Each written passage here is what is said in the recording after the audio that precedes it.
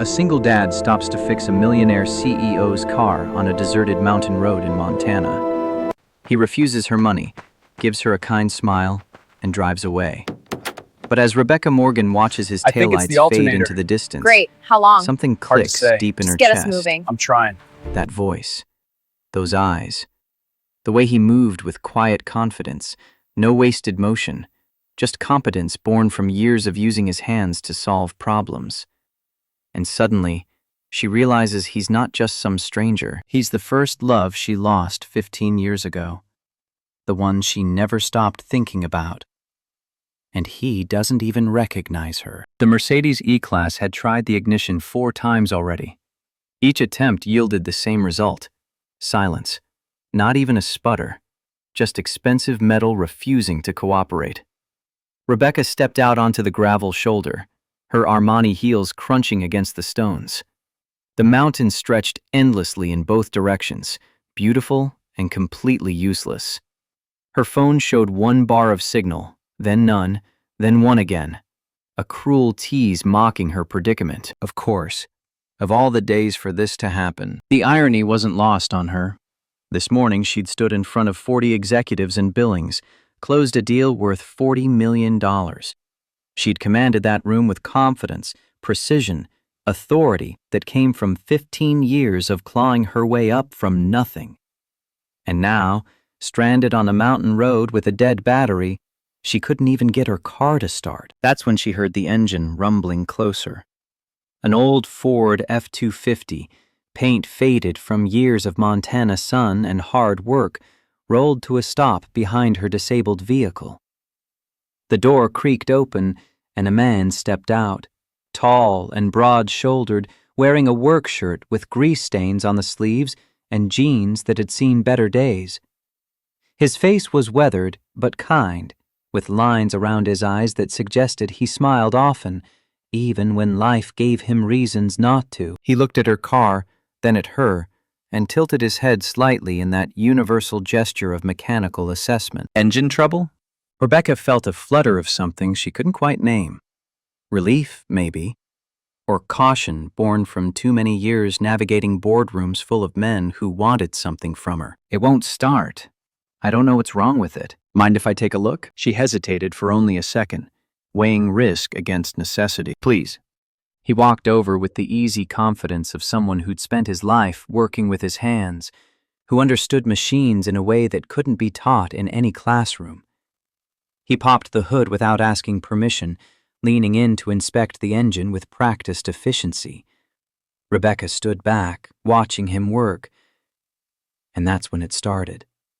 That strange, nagging feeling in the back of her mind, pulling at memories she'd tried to bury under years of ambition and achievement. Something about him felt familiar in a way that made her heart beat faster. When's the last time you had the battery checked? His voice, low and warm, sent a shiver down her spine that had nothing to do with the mountain chill. I'm not sure. I just bought this car 6 months ago. Could be a loose terminal. Let me see if I've got something in the truck. He walked back to his vehicle, rummaged through a toolbox in the bed, and returned with a wrench. Rebecca watched his hands as he worked, steady and capable, sure of every movement. Those hands triggered another flash of memory, but it slipped away before she could grasp it fully, leaving only an echo of something important she'd forgotten. I'm Rebecca, by the way. He glanced up briefly, offering a small smile that stopped her breath in her throat. Mason. The name didn't ring any bells immediately, but that smile. God, that smile. It was warm and genuine, the kind of smile that made you feel like everything would be okay, like the world wasn't quite as cold and competitive as she'd learned it to be. She'd seen that smile before. She was certain of it. You live around here? About 15 minutes down the road. Run an auto shop in Cedarville. He tightened something with the wrench, then straightened up, wiping his hands on his jeans in a gesture so familiar it made her chest ache. Try it now. Rebecca slid back into the driver's seat and turned the key. The engine roared to life, smooth and perfect, as if it had never failed her at all. Oh my God. Thank you. Thank you so much. Mason closed the hood and wiped his hands again, this time on a rag he'd pulled from his back pocket. Just a loose battery terminal. Happens sometimes. Rebecca stepped out of the car, reaching for her purse with hands that trembled slightly, though she couldn't have explained why. Let me pay you. Seriously, how much do I owe you? Nothing. She blinked, certain she'd misheard. No, really, I insist. It took you 15 minutes, maybe. I don't charge neighbors for roadside help, but I'm not a neighbor. I'm from Billings. Then consider it Montana hospitality. There was no arguing with him. Rebecca could see that in the set of his jaw, the quiet firmness in his eyes. This wasn't false modesty or some manipulative play to make her feel indebted. He genuinely didn't want payment for helping someone in need. The realization unsettled her in ways she couldn't articulate, because in her world, everyone wanted something. Everyone had an angle. Then at least take this. She pulled out one of her business cards, holding it out to him with fingers that weren't quite steady. If you ever need anything at all, please call me. Mason took the card, glancing at it briefly. His eyebrows rose slightly when he read the title beneath her name, CEO, Morgan Industries. The way he said it carried no judgment, just mild surprise and perhaps a flicker of something else. Something that vanished too quickly for her to identify. Well, I hope the rest of your drive goes smoother. Thank you again. Really. He nodded, gave her one more of those warm smiles that sent her pulse racing for reasons she refused to examine, and walked back to his truck. Rebecca stood there watching as he climbed in, started the engine, and pulled back onto the road. She watched his taillights fade into the distance, growing smaller and smaller, until they disappeared around a curve. And that's when it hit her with the force of a physical blow. That smile, that kindness, the way he looked at her, really looked at her, like she was a person and not just a title or a bank account or a stepping stone to something bigger. She knew him. Her breath caught in her throat. Her mind raced backward, sifting through years of memories, searching desperately for where she'd seen that face before. And then, like a photograph developing in slow motion, it came into focus with devastating clarity. 15 years ago, Riverside University. The library steps on a cold October night. She'd been walking back to her dorm late, exhausted from studying and her second job in the campus cafeteria, when a group of drunk fraternity brothers had cornered her. Their crude comments and blocking her path had frozen her with fear, uncertainty about what to do, how to escape without making things worse. And then he'd appeared. A guy from her physics class, someone she'd barely spoken to beyond comparing notes and discussing problem sets. He'd stepped between her and them with a quiet, commanding presence that made the drunk boys back off without a single punch thrown. The calm authority in his voice when he'd said they should leave had been more effective than any threat of violence. He'd walked her back to her dorm that night. They'd talked for hours on the steps, and in those hours, Rebecca had felt something she'd never felt before in her hard Scrabble life. Seen, understood, safe in a way that had nothing to do with physical protection and everything to do with being recognized as fully human. His name. Rebecca's hands were shaking as she pulled out her phone, fingers fumbling over the screen. She stared at the business card still clutched in her other hand, her heart pounding against her ribs hard enough to hurt. It was him. After all these years, it was really him. And he didn't remember her at all. Rebecca didn't sleep that night. She lay in her king-sized bed in her empty Billings penthouse, staring at the ceiling, replaying every second of their encounter on that mountain road. The way Mason had looked at her. Kind, helpful, but distant, like she was just another stranded motorist, another stranger whose car needed fixing. Not like someone he'd once stayed up all night talking to about dreams and fears and futures that felt impossibly far away when you were 23 and broke and terrified of failing. He didn't remember her.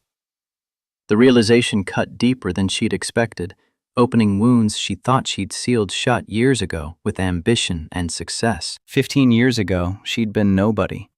A scared freshman from a broken home, wearing second-hand clothes held together with determination and a full scholarship she couldn't afford to lose. Her mother's alcoholism had left scars that went deeper than physical, and college had been her escape route, her one chance to become someone different, someone who mattered. But that night on the library steps, when those men had cornered her and Mason had stepped in, she'd felt like somebody for the first time in her life. Like she was worth protecting, worth staying up all night to talk to about everything and nothing. They'd discussed their dreams that night, sharing confessions that felt monumental in the darkness. She'd told him about wanting to change the world through business, to prove that someone from her background could build something meaningful. He'd shared his own aspirations, simpler but no less genuine. He wanted to work with his hands, build things, maybe own his own shop someday where he could help people and make an honest living. When the sun came up, he'd kissed her, soft and gentle, like she was something precious that might break if he wasn't careful. It had been her first real kiss, the kind that meant something beyond fumbling teenage experimentation. Then he was gone. 1 week later, just vanished from campus like smoke dissipating in wind. She'd searched for him desperately, asked everyone who might know where Mason Barrett had disappeared to, but he'd deleted his minimal social media presence, changed his phone number, left no forwarding address.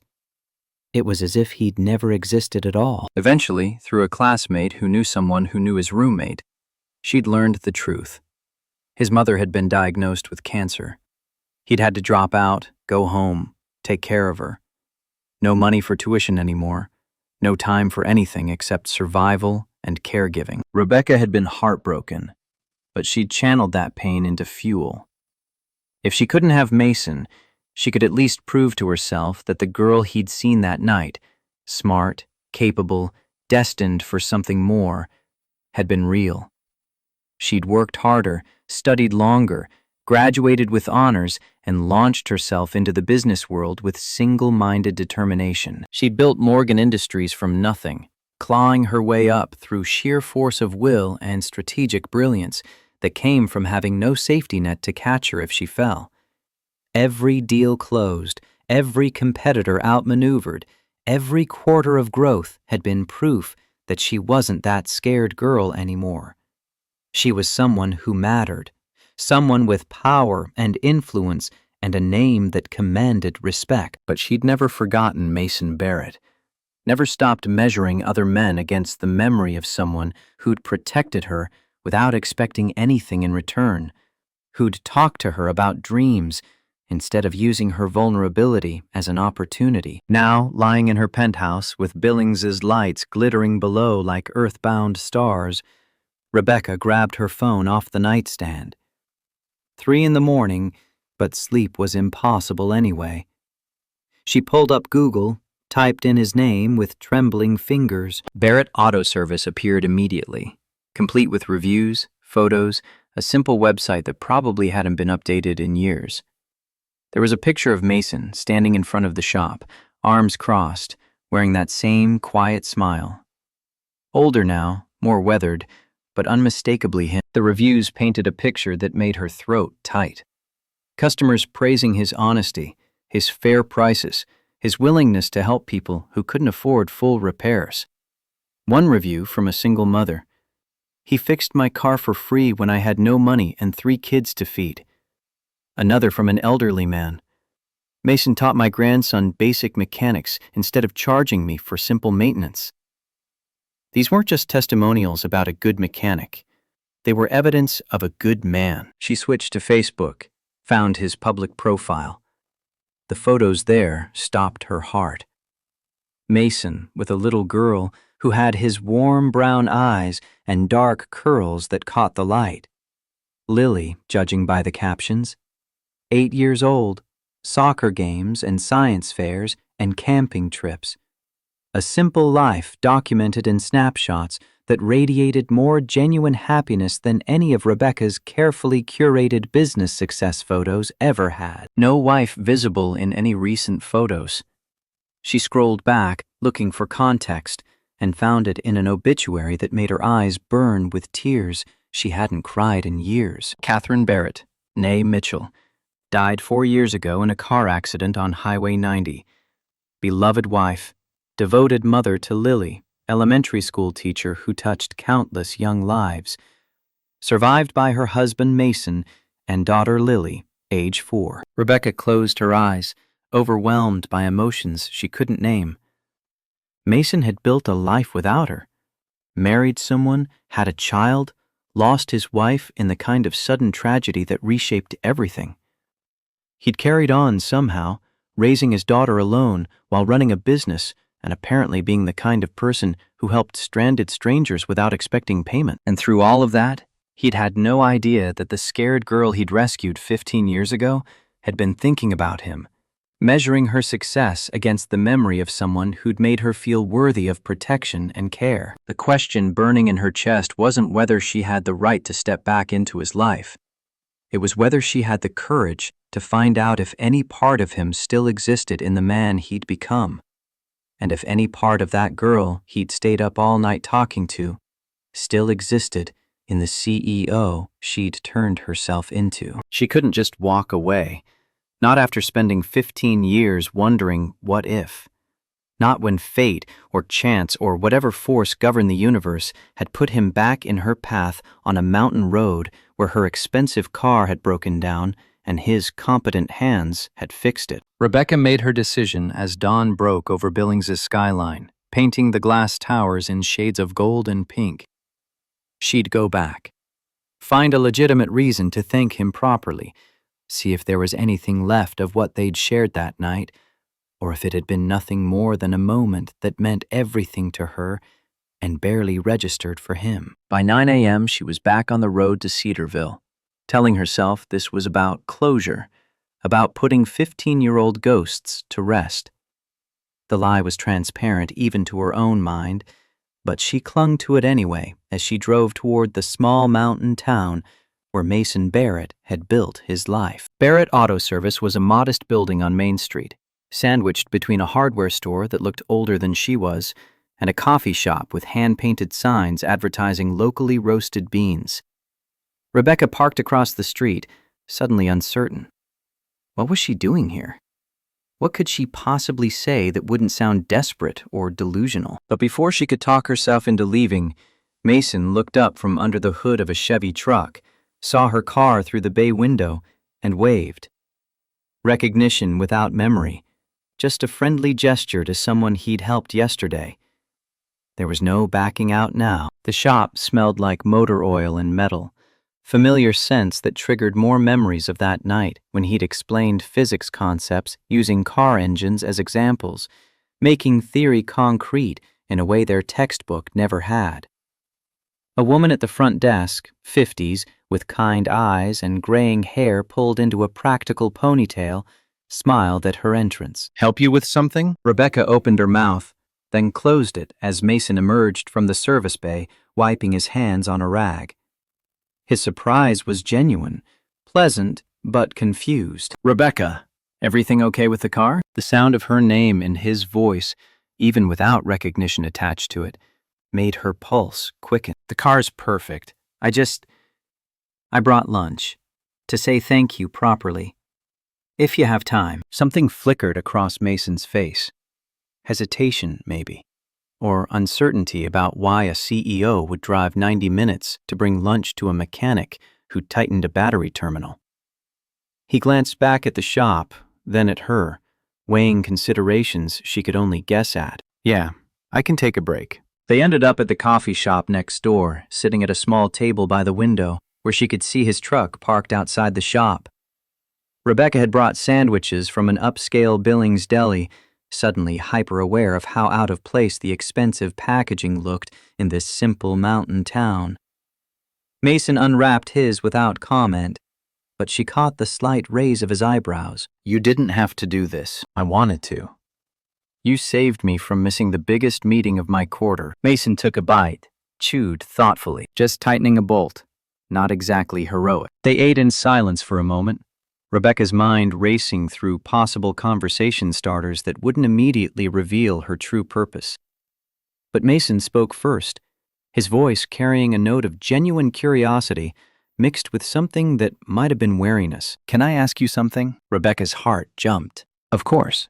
Yesterday, when you gave me your card, Rebecca Morgan, CEO. You're that Rebecca Morgan.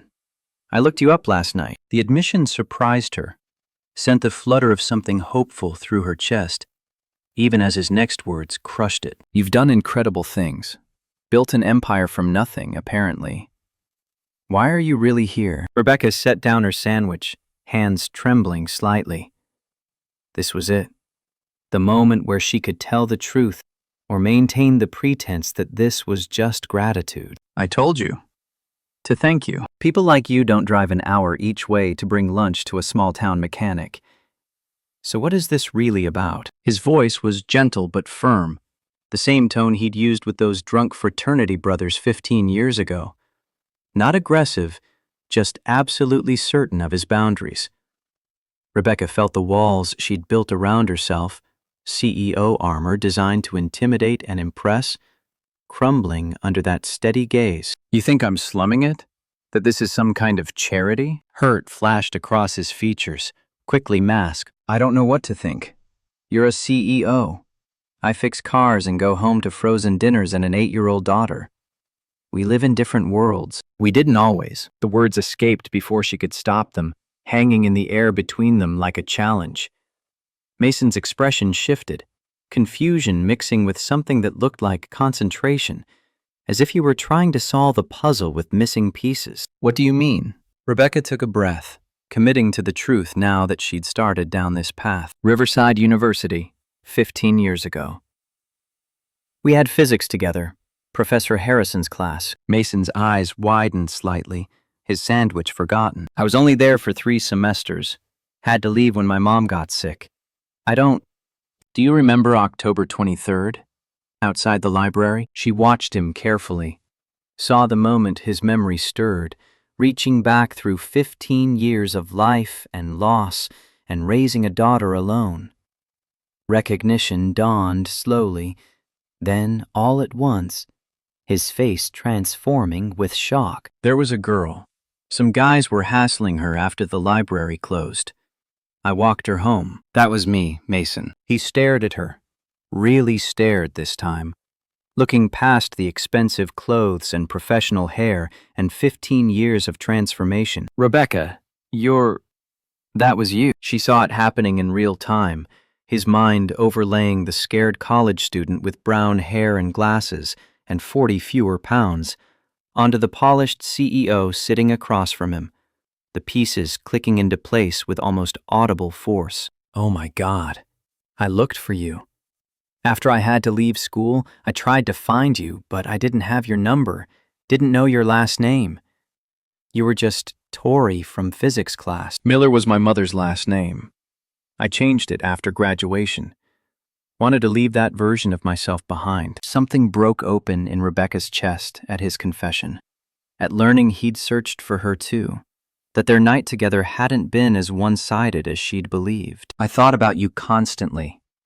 When you disappeared, I tried everything to track you down, but you were gone like you'd never existed." Mason ran a hand through his hair, emotion thick in his throat when he spoke. "My mom got diagnosed with stage 4 lung cancer the week after that night with you. Dad had died 2 years before. I was all she had. I couldn't afford school and her treatment, couldn't do anything except come home and work and try to keep her alive as long as possible." "I'm so sorry." The inadequacy of those words hung between them, too small for the magnitude of what they'd both lost. Mason shook his head, not dismissing her sympathy, but acknowledging its limitations. "And now you're here. After all this time, you're actually here." Rebecca nodded, not trusting her voice. Mason reached across the bench, his hand hovering near hers, not quite touching, but close enough that she could feel the warmth of his skin. "I can't believe it's you. I can't believe I didn't recognize you yesterday. I look different. 40 pounds, different hair, contact lenses instead of glasses. 15 years of becoming someone else." "No." He shook his head, his voice rough with something that sounded like regret. You look exactly the same where it counts. I just couldn't let myself believe that someone like you would remember someone like me." The words landed like a physical blow, revealing depths of insecurity she hadn't expected.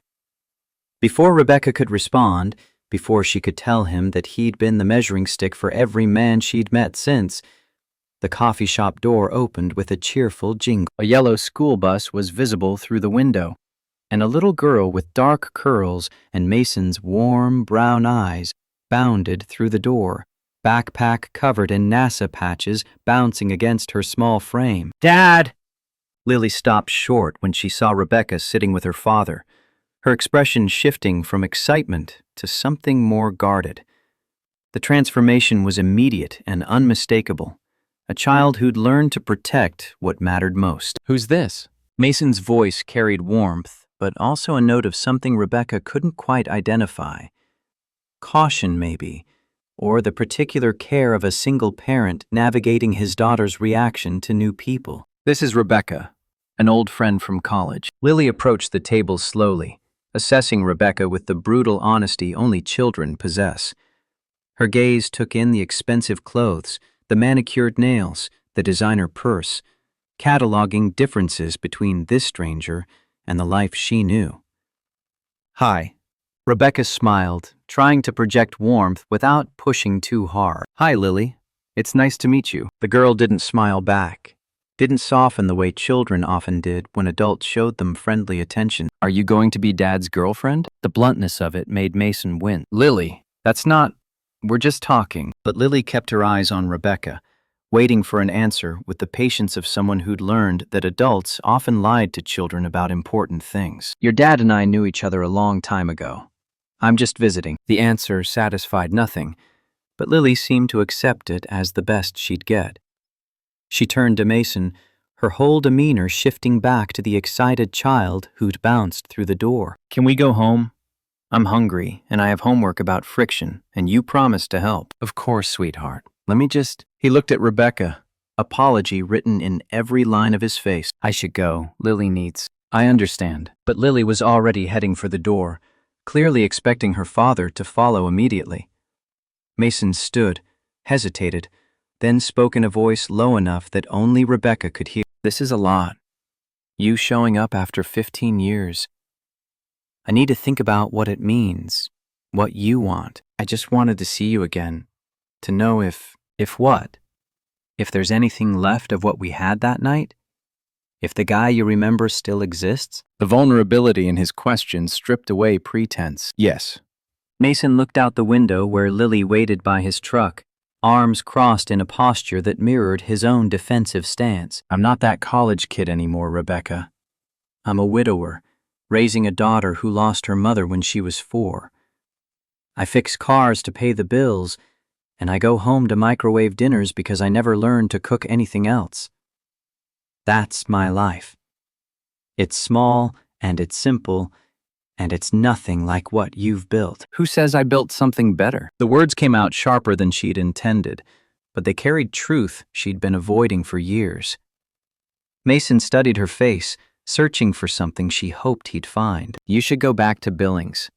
Back to your empire and your meetings and your life that makes sense." But even as he said it, Rebecca caught the flicker in his eyes that suggested he didn't entirely mean it, that some part of him wanted her to argue, to insist, to fight for whatever fragile connection still existed between them. "What if I don't want to go back?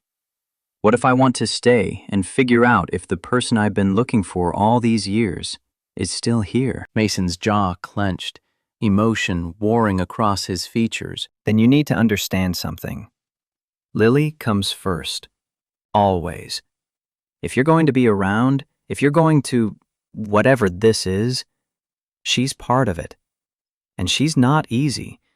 She's protective and scared, and she doesn't trust people who might leave. I'm not asking to replace anyone. I'm just asking for a chance to see if we can figure out what this is." Lily knocked on the window, impatience written in her small frown.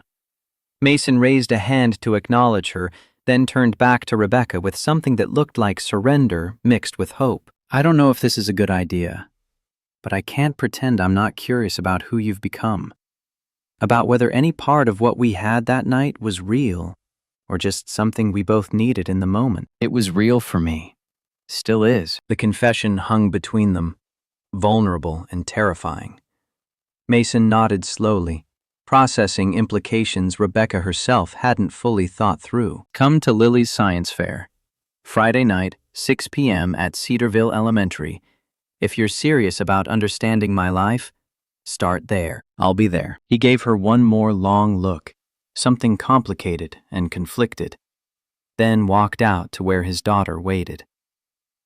Rebecca watched them drive away, Mason's old truck rattling down Main Street, and realized she'd just committed to something that terrified her more than any boardroom negotiation ever had. She'd committed to seeing if the man she'd built 15 years of fantasies around could coexist with the reality of who he'd become, and whether the woman she'd turned herself into could fit into a life that had no space for CEOs and empires, only for honest work and a daughter who needed stability more than excitement. Rebecca spent the next 2 days in Cedarville, telling herself she was working remotely, when really she was learning the rhythms of a town she'd never expected to care about. She rented a small cabin on the edge of town, set up her laptop at the coffee shop next to Barrett Auto Service, and pretended the proximity was coincidental. Rosa, the woman who worked reception at Mason's shop, saw through the pretense immediately. On Wednesday afternoon, she slid into the chair across from Rebecca without invitation, carrying 2 cups of coffee and a knowing smile. You're the CEO from the car breakdown. Rebecca looked up from her laptop, caught off guard. How did you? Small town. Word travels. Plus, Mason told me you two knew each other in college. Rosa set one coffee in front of Rebecca, claiming the other for herself with the ease of someone who'd decided they were going to have this conversation whether Rebecca wanted it or not. What are you doing here, honey? And don't say work, because I've seen plenty of people work remotely, and none of them look at an auto shop the way you look at that one. The directness should have offended her, but something about Rosa's warmth made defensiveness feel pointless. I'm trying to figure out if I made a mistake 15 years ago, or if I'm making one now. Rosa sipped her coffee, considering. Mason's a good man, best I've ever worked for, but he's been through hell. His mama's cancer, then losing Catherine so suddenly, raising Lily alone while trying to keep the business going. He doesn't need someone who's going to waltz in, stir everything up, then leave when it gets complicated. I'm not planning to leave. You planning to stay? In Cedarville? Running a logistics empire from a coffee shop in a town of 5,000 people? The question landed with uncomfortable accuracy. Rebecca had been avoiding thinking that far ahead, focusing on Mason, and ignoring the practical impossibilities of maintaining her business life while pursuing whatever this was. I don't know yet. I'm trying to figure it out. Well, figure it fast. Because Lily's watching you like a hawk watches a snake, and that little girl's had enough people disappear from her life. She doesn't need another one. The conversation haunted Rebecca through Thursday as she attended virtual board meetings and approved strategic initiatives while watching Mason work through the coffee shop window. He moved through his days with quiet competence, fixing cars with the same careful attention he'd given to explaining physics problems 15 years ago. Nothing flashy, nothing designed to impress, just solid work done right. Friday arrived faster than she expected, bringing with it nerves she hadn't felt since her first major investor pitch. This mattered more than business, carried stakes that couldn't be quantified in revenue or market share. Lily's science fair was a test Rebecca hadn't studied for, measuring qualities she wasn't sure she possessed. She arrived at Cedarville Elementary at 5:45, early enough to feel awkward, but too anxious to wait any longer. The gymnasium had been transformed into a showcase of childhood ingenuity, tables covered in poster boards and models representing hours of work and parental guidance. Parents and teachers milled around, their voices creating a warm buzz of community that felt foreign to someone whose professional gatherings revolved around catered networking and strategic positioning. Lily's table was in the back corner, her project impossible to miss even from the entrance. The poster board proclaimed in careful letters, Generating Electricity from Friction in Daily Life. Below the title, diagrams explained the concept with a clarity that suggested Mason's teaching, while the prototype device, a modified floor mat connected to LED lights, demonstrated practical application. Rebecca approached slowly, giving Lily time to notice her presence. The girl looked up from adjusting her display, surprise flickering across her face before it settled into something more guarded. "You came." "I said I would," Lily shrugged, that universal gesture of children who'd learned not to count on adult promises. Lots of people say they'll do things. Doesn't mean they actually do them. The cynicism in an 8-year-old's voice broke something in Rebecca's chest. She knelt down beside the table, bringing herself to Lily's eye level, rather than looming over her. "Your project looks amazing. Did you design the prototype yourself?" "Dad helped with the wiring, but I did the calculations for how much energy different friction sources could generate. See?" Lily pointed to a chart showing projected power output from various activities: walking, door opening, even pencil writing. The thoroughness impressed Rebecca, reminded her of her own childhood need to prove herself through competence when other forms of validation weren't available. "This is really sophisticated work. You must have spent weeks on 5 weeks. And I tested everything myself to make sure the math was right." Pride colored Lily's voice, the kind that came from knowing you'd done something well and wanting recognition for it. Before Rebecca could respond, the poster board's support began tilting backward, the weight distribution thrown off by someone bumping the table behind them. Rebecca's hand shot out on instinct, catching the board before it could fall. But the position was unstable, the whole display threatening to collapse if she let go. "Lily, I need something to stabilize the back. Do you have extra support?" "No, I used them all for the base."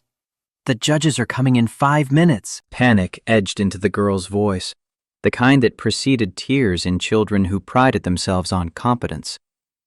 Rebecca scanned her surroundings, looking for anything that could work, her mind shifting into the problem-solving mode that had built her company. Her purse.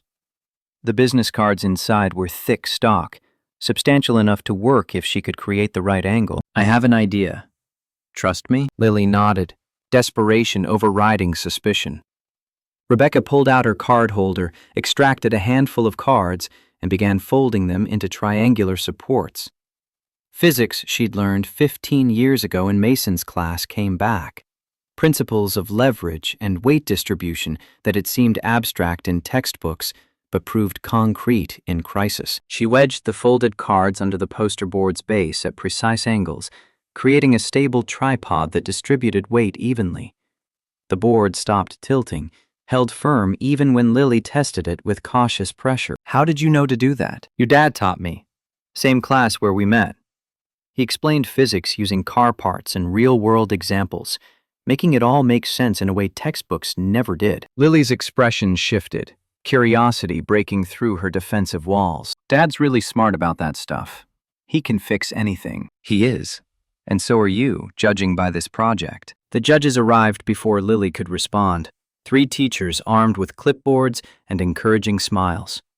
They asked technical questions that Lily answered with confidence blooming under their attention, explaining her methodology and findings with the clear voice of someone who knew her subject cold. Rebecca stood back, watching the girl who'd been so hostile transform into an enthusiastic scientist discussing her passion. When the judges moved on to the next table, Lily turned to Rebecca with something that might have been the beginning of a smile. "Thank you for helping with the board. I was afraid it would fall and ruin everything." Teamwork. Your dad taught me that too. Always use what you have to solve the problem in front of you. You really knew Dad a long time ago, didn't you? Like, you actually remember him, not just making it up. I knew him, and he was one of the best people I'd ever met. Still is, apparently. Willie studied her with that unsettling directness children wielded like scalpels. "My mom died when I was 4. I don't remember much about her, except feelings, you know? But Dad says I have her smile, and she loved teaching kids about science, just like I love learning about it. She sounds like an amazing person." She was, and Dad loved her a lot. He still does, I think, even though she's gone. The statement hung between them, a boundary being drawn with 8-year-old clarity. Rebecca understood the message. Lily's mother would always be part of their family, always hold space in Mason's heart, and anyone entering their lives needed to accept that reality. Your dad has a big heart, big enough to love your mom and still have room for other people. That's a strength, not a limitation. Lily tilted her head, considering this perspective. Are you one of the other people? Before Rebecca could formulate an answer that was both honest and appropriate for a child's ears, Mason's voice cut through the gymnasium noise. Lily, I made it! He rushed over, still wearing his work shirt with fresh grease stains, his face carrying the particular stress of a parent who'd promised to be somewhere and nearly failed. He stopped short when he saw Rebecca kneeling beside his daughter, his expression cycling through surprise, confusion, and something that looked like cautious pleasure. Rebecca, you actually came. I said I would. Lily tugged on his sleeve, eager to share her moment. Dad, I got 3rd place! And Rebecca helped me fix my board when it almost fell. She showed him the ribbon, bronze but treasured, and his face transformed with pride so pure it made Rebecca's throat tight. He scooped Lily up in a hug that lifted her off the ground, spinning her once before setting her back down. I'm so proud of you, sweetheart. 3rd place is amazing. Rebecca helped. She used her business cards to make supports, like physics with triangles and weight, and she said you taught her that. Mason's gaze found Rebecca's over Lily's head, something complex and searching in his expression. She was a better student than I was, remembered things I'd forgotten I knew. The judges were announcing final winners, drawing families toward the front of the gymnasium. Lily grabbed both adults' hands, pulling them along with the unself-conscious assumption that they belonged together. Rebecca felt Mason's fingers tense in Lily's grip, caught between following his daughter's lead and maintaining the boundaries he'd tried to establish. They stood at the edge of the crowd as the principal praised all participants and handed out certificates to category winners. Lily bounced on her toes when her name was called, rushing forward to accept her award with a grin that did indeed echo her mother's in its unguarded joy. When she returned, clutching her certificate and ribbon like treasures, Mason suggested they celebrate with ice cream from the local shop.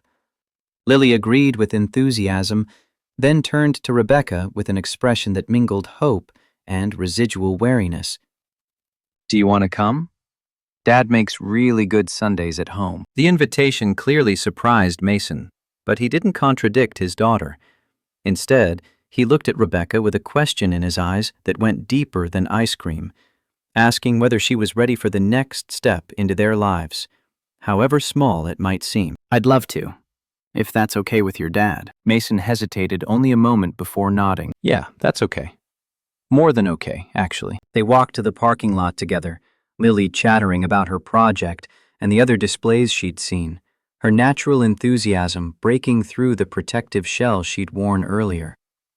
Mason's truck was parked next to Rebecca's rental sedan, and Lily climbed into the back seat of her father's vehicle with the automatic movements of routine. Follow us.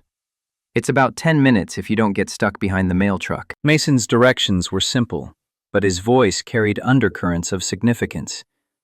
He was inviting her into his home, into the life he'd built without her.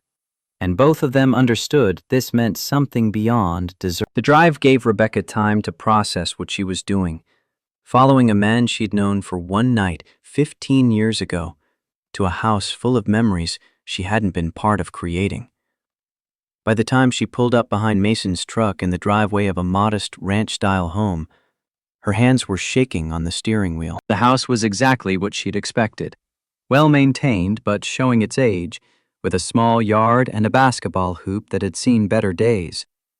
Lily led the way inside with the confidence of someone on her home territory, dropping her backpack by the door and heading straight for the kitchen. Rebecca stepped through the entrance more carefully, taking in details that told stories without words. Photos on the wall chronicled Lily's growth from infant to present, many including a beautiful woman with warm brown eyes who must have been Catherine. The furniture was comfortable but worn, chosen for durability over style. Everything spoke of a life built on modest means and strong foundations, priorities that had nothing to do with impressing visitors. Make yourself at home. The living room's more comfortable than it looks. Mason's voice carried a hint of self-consciousness, as if he were suddenly seeing his space through her eyes and finding it wanting. Rebecca wanted to tell him that his home felt more real than her expensive penthouse ever had. But Lily was already calling from the kitchen about ice cream flavors. The three of them assembled Sundays with a chaotic enthusiasm that Rebecca hadn't experienced since childhood, before her mother's alcoholism had made joy feel dangerous. Lily insisted on demonstrating the proper chocolate-to-vanilla ratio, while Mason explained his secret to perfect hot fudge consistency. Their easy rhythm spoke of countless evenings like this, small traditions that wove the fabric of their shared life. Sitting at Mason's kitchen table with ice cream melting on her spoon, Rebecca felt something shift inside her chest. This wasn't the life she'd imagined when she'd set out to prove herself worthy of the girl Mason had walked home that night. But it was real in ways her success had never quite managed to be, grounded in daily rituals and genuine connection rather than abstract achievements. Lily finished her sundae first, chocolate smeared at the corner of her mouth in a way that made her look even younger than 8. "Can I watch a show before bed, Dad?" "1 episode. Then teeth brushing and pajamas." She scampered off to the living room, leaving Mason and Rebecca alone in the kitchen with the comfortable silence of melting ice cream and unspoken questions. Mason stood, started clearing bowls with the automatic movements of single-parent efficiency. "You don't have to stay if you have somewhere to be. Work or meetings or whatever CEOs do on Friday nights." "I don't have anywhere to be. That's kind of the problem." The admission surprised them both. Mason paused in his dishwashing, looking at her with new attention. "What does that mean?" Rebecca stood, needing movement to voice thoughts she'd been avoiding. "It means I built this empire everyone's so impressed by, and it's empty. I go home to a penthouse where no one's waiting. I attend events where people want things from me but don't actually know me. I've succeeded by every metric I set for myself, and I'm lonelier than I was when I was that scared college kid eating ramen in her dorm." Mason dried his hands on a dish towel, his expression careful. "So what? You think you can just step into our lives and fix that loneliness? Use us as some kind of antidote to your empty penthouse?" The edge in his voice made her wince, but she couldn't deny the accuracy of his words. I didn't mean it like that." "Then how did you mean it, Rebecca? Because from where I'm standing, you show up after 15 years, meet my daughter at her science fair, and suddenly you're having ice cream in my kitchen. I need to know what you want from this, from us. I want to see if the person I've been measuring everyone against for 15 years actually exists, or if I invented him to make sense of why I could never connect with anyone else." The raw honesty seemed to catch him off guard. He set down the dish towel, leaned against the counter with his arms crossed in a posture that was pure defense. "And if that person doesn't exist? If I'm just some mechanic with a kid and a mortgage and no grand dreams beyond making it through each day? Then at least I'll know. At least I can stop wondering what if I move forward with my actual life, instead of this half version where nothing feels quite real because I'm always comparing it to a memory." Mason was quiet for a long moment, the only sound Lily's television show filtering in from the living room. When he finally spoke, his voice carried the weight of someone who'd learned caution through painful experience. "I'm scared, Rebecca. Scared that you'll figure out I'm not who you remember and disappear again. Scared that Lily will get attached and then lose another person she cares about. Scared that I'll start to believe this could work and then wake up alone again when you realize small-town life doesn't match your expectations." What if I'm scared too? What if I'm terrified that I've spent 15 years becoming someone who doesn't know how to be the kind of person who fits in a life like this? The vulnerability in her question seemed to crack something in Mason's careful control. He crossed the small kitchen in 2 steps, close enough that she could see the flecks of gold in his brown eyes, close enough to feel the warmth radiating from his work-worn frame. "Then maybe we're both scared. Maybe that's where we start. 2 people who have no idea what they're doing, but are willing to try anyway." Rebecca's breath caught as his hand came up to cup her cheek, the gesture achingly gentle despite the calluses on his palm. For a moment, she thought he might kiss her, bridge the 15 years between that dawn on the library steps and this kitchen that smelled like chocolate and possibility. But Lily's voice called from the living room, breaking the moment before it could fully form. "Dad, my show's over. Is Rebecca still here?" Mason stepped back, his hand falling away, leaving Rebecca's skin cold where his touch had warmed it. "Yes, sweetheart, she's still here." Lily appeared in the doorway, her eyes sharp with the perception of children who'd learned to read adult undercurrents. "Are you going to stay for a while? Or do you have to go back to Billings tonight?" The question held more weight than its simple words suggested, asking not just about tonight, but about Rebecca's intentions toward the fragile ecosystem of their family. "I'm staying in Cedarville for a bit. I rented a cabin so I can work remotely." Lily nodded slowly, processing this information with visible calculation. "That's good. Because if you're going to be Dad's friend, you should probably stick around long enough to actually be a friend, not just visiting." Out of the mouths of babes came wisdom that cut straight through pretense. Mason looked at his daughter with something between pride and concern, recognizing her attempt to protect them both while also opening the door to possibility. "Rebecca's right, though. She should probably head home now.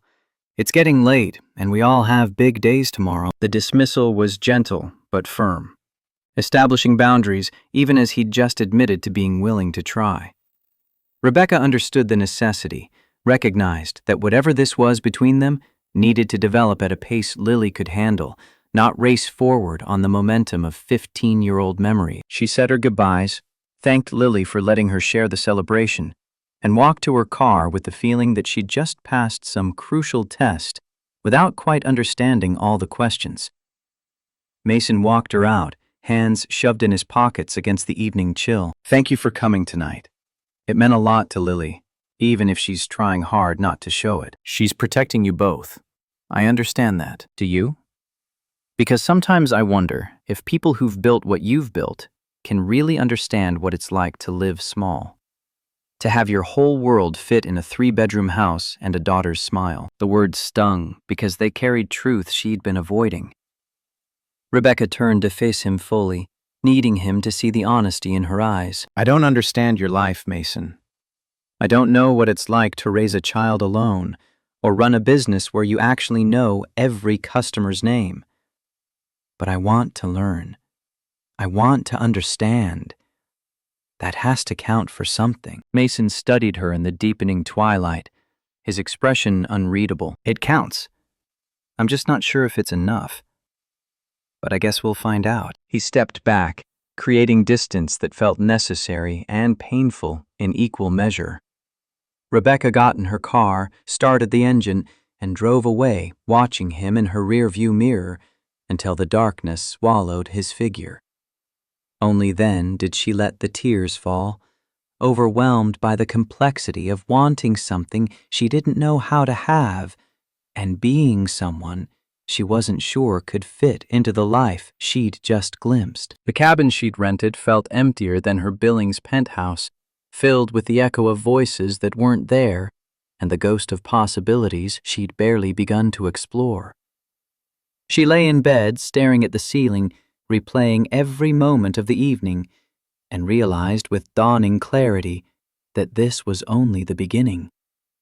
Whatever happened next would require more than nostalgia and half-remembered chemistry. It would require becoming someone new while honoring who she'd been, finding a way to bridge 2 lives that had diverged 15 years ago and might be too different now to ever truly reconnect. But Lily's face when she'd won 3rd place, Mason's hand on her cheek in that kitchen, the possibility of belonging somewhere real instead of successful, these things pulled at her with a force that felt like gravity, inescapable and fundamental.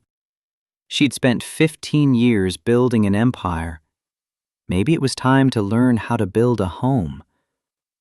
The next 2 weeks settled into a rhythm that felt both natural and terrifying. Vosé worked from the coffee shop most mornings, her laptop open to spreadsheets and video conferences, while her attention drifted toward the garage across the street. Mason would wave when he saw her through the window, small gestures that carried more weight than they should. Twice she brought coffee for his whole crew, earning cautious acceptance from the mechanics who clearly wondered what a CEO wanted with their boss. Once she ran into him at the grocery store, both of them reaching for the same brand of coffee, their hands brushing in a moment that sent electricity up her arm. Lily remained the wild card, sometimes friendly and talkative, other times retreating behind walls that reminded Rebecca painfully of her own childhood defenses. The girl tested boundaries with the precision of someone who'd learned that adults made promises they didn't keep, asking questions designed to catch inconsistencies. How long are you staying? Do you have kids of your own? Why don't you live in Cedarville if you like it so much? Rebecca answered honestly, even when the truth revealed her own uncertainty. She didn't know how long she'd stay. She'd never had children because work consumed everything. She couldn't move to Cedarville without dismantling a career she'd spent 15 years building.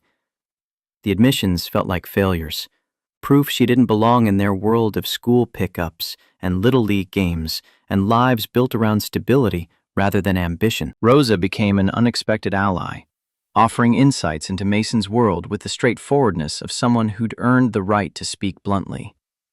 Over coffee on a Wednesday afternoon, she explained the reality Rebecca needed to understand. Catherine's death nearly destroyed him. Not just the grief, though that was bad enough. The practical stuff. Learning to braid hair for Lily's school photos. Figuring out who to call when his daughter got her first period, which, thank God, hasn't happened yet, but it's coming. Being mother and father both when he barely knew how to be a decent father on his own. The picture Rosa painted was far removed from Rebecca's corporate battles, grounded in daily survival rather than strategic victories. Mason had learned to pack lunches that met nutritional guidelines while still including treats Lily would actually eat. He'd mastered the art of checking homework while running the shop's books, stealing moments between oil changes to help with multiplication tables. He'd become expert at reading his daughter's moods, knowing when silence meant she was processing something versus when it signaled the kind of sadness that required ice cream and bad movies. He doesn't have space for games, honey. If you're going to be part of their lives, you need to be sure. Really sure. Because Lily's watching everything, cataloging every promise you make, waiting for you to prove you're just another person who'll leave. The warning lodged in Rebecca's chest like a stone, heavy with implications she couldn't ignore. That evening, alone in her cabin with nothing but the sound of wind through pine trees, she forced herself to confront the question she'd been avoiding. What did she actually want from this? A nostalgic romance with a man she'd known for one night 15 years ago? An escape from the emptiness of her successful but lonely life? Or something real that would require sacrifices she wasn't sure she could make? Her phone buzzed with an email from her CFO. The subject line made her stomach drop. Board meeting required. Northern logistics situation. She opened it with dread already pooling in her gut. Northern Logistics, their largest client accounting for 30% of revenue, was threatening to terminate their contract unless Rebecca returned to Billings full-time. They wanted face-to-face meetings, immediate responses, the kind of hands-on management she'd been providing remotely, but apparently not to their satisfaction. The email continued with clinical precision, laying out consequences. Losing Northern Logistics would mean layoffs, potentially dozens of people who depended on their jobs. It would mean admitting to her board that remote work wasn't sustainable for a CEO, that her Billings presence was non-negotiable. It would mean choosing between the company she'd built and the tentative possibility growing in Cedarville. Rebecca stared at the screen until the words blurred, her carefully constructed fantasy colliding with economic reality. She'd been playing house, pretending she could maintain her empire while exploring a relationship that existed more in memory than present fact. The illusion shattered with the force of a 30% revenue loss. Thursday morning found her driving to the garage before she'd fully processed what she needed to say. Mason was under a Dodge Ram, only his legs visible, the sound of tools against metal echoing in the bay. She waited until he rolled out on the creeper, grease smeared across his forearm, and a question in his eyes when he saw her expression. "We need to talk." He stood, wiping his hands on a rag that had seen better days, his posture shifting into something defensive. "That's never good." They walked to the small office behind the service base, a cramped space with a desk buried under invoices and a calendar featuring classic cars. Mason leaned against the desk, arms crossed, waiting with the patience of someone who'd learned to let other people explain their exits. "I got an email last night. My biggest client is threatening to leave unless I'm in billings full time. 30% of my revenue, gone if I don't go back. So go back." The flatness in his voice hit harder than anger would have. He wasn't even going to fight for her, already accepting her departure as inevitable. "That's it? Just go back? What do you want me to say, Rebecca? That you should sacrifice your company for someone you've known for 2 weeks in the present tense? That would be insane." But what about... About what? About feelings? About a night 15 years ago that we've both built into something bigger than it probably was. That's not enough to base a life on. His words landed like blows, each one cracking the foundation she'd been building in her imagination. She wanted him to argue, to tell her the past 2 weeks meant something, to give her a reason to choose Cedarville over Billings. Instead, he was doing the opposite, pushing her away with what sounded like cold pragmatism, but might have been self-protection. "You're saying this doesn't mean anything to you. I'm saying you have responsibilities. A company you built, people who depend on you. You can't throw that away for something that might not even work." Rebecca's anger flared, hot and defensive. "That's convenient. You get to be the noble one, telling me to leave so you don't have to risk getting hurt." Mason's jaw clenched, emotion finally breaking through his careful neutrality. "You're damn right I don't want to get hurt. And I definitely don't want Lily hurt. She's already asking when you're leaving, Rebecca. 8 years old and she knows better than to believe adults who say they're staying. Maybe because you've already decided I'm leaving. Maybe you're so convinced everyone abandons you that you push them away first." The accusation hung between them, sharp and potentially true. Mason's eyes flashed with something that looked like recognition mixed with fury. "Don't psychoanalyze me. You don't know what it's like to what? To be scared? To build walls? I've been doing that my whole life, Mason. The difference is I'm trying to tear mine down and you're fortifying yours." They stood in that cramped office, breathing hard, the air thick with words that had escalated faster than either intended. Rose's voice, calling from the garage, broke the standoff, reminding them both that this conversation was happening in the middle of his workday, with customers waiting. "I have to get back to work." Mason moved toward the door, then paused with his hand on the frame. "For what it's worth, I think you should go to Billings. Talk to your client face to face. Make whatever decision is right for your business. Don't make it about me or Lily or some fantasy about what we could be. And if I want your opinion on what we could be, we barely know each other, Rebecca. 2 weeks and some memories from 15 years ago doesn't make a relationship. It makes a nice story, but stories don't pay mortgages or raise kids or survive real life." He left before she could respond, the dismissal clear in the set of his shoulders as he returned to the customer whose transmission needed rebuilding. Rebecca stood alone in the office, surrounded by the mundane details of his daily existence, feeling like she'd been slapped awake from a dream she'd been nurturing since that moment on the mountain road. The drive to Billings that afternoon felt like retreat, her rental car eating up miles while her mind replayed their argument. Mason's words had been harsh, but not entirely wrong. She had been building fantasies on a foundation of nostalgia, imagining she could somehow merge her CEO life with small-town domesticity without sacrificing either. The client crisis forced her to acknowledge what she'd been avoiding. Real choices had real costs. Her meeting with Northern Logistics executives was scheduled for Friday morning, which gave her Thursday evening to prepare arguments, and Friday night to stare at her penthouse ceiling, feeling the emptiness Mason had accurately identified. The space that had once represented success now felt like a monument to what she'd traded for achievement. No photos on the walls except generic art. No sounds except traffic from the street below. No one waiting to hear about her day or share the small victories that made life meaningful. The meeting itself went better than expected. Northern Logistics CEO wasn't actually threatening to leave. He was testing whether Rebecca valued the account enough to prioritize it.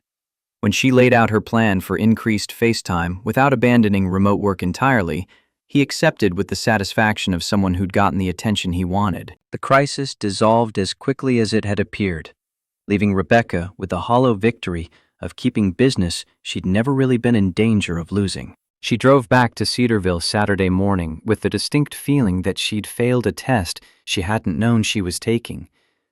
Mason's prediction had come true. At the first sign of professional pressure, she'd run back to Billings, proving his point about where her real priorities lay. The fact that the crisis had been somewhat manufactured didn't change the truth it revealed. The garage was closed when she arrived, Saturday afternoon, quiet on Main Street. She sat in her car debating whether to go to Mason's house uninvited or wait until Monday to face whatever consequences their fight had created. The decision was taken from her hands when Lily appeared on the sidewalk, riding a bicycle with training wheels that looked slightly too small for her. The girl spotted Rebecca's car and pedaled over with determination that allowed no escape. "You're back." "I'm back." Lily circled the car once, assessing, then stopped with her sneakers planted firmly on the pavement. "Dad said you had to go to Billings for work. He said you might not come back." The casual delivery of those words hit harder than Mason's anger had. This was what he'd been protecting against. His daughter's matter-of-fact acceptance that adults disappear. "I had a meeting, but I came back this time. But you'll have more meetings. And someday you won't come back, and Dad will be sad, and I'll have to make him feel better like I did when Mom died." The weight of expectation in an 8-year-old's voice broke something in Rebecca's chest. Lily wasn't being cruel or manipulative. She was simply stating what experience had taught her. People left, and the ones who remained had to pick up the pieces. "I don't want to make your dad sad. Or you." "Then don't.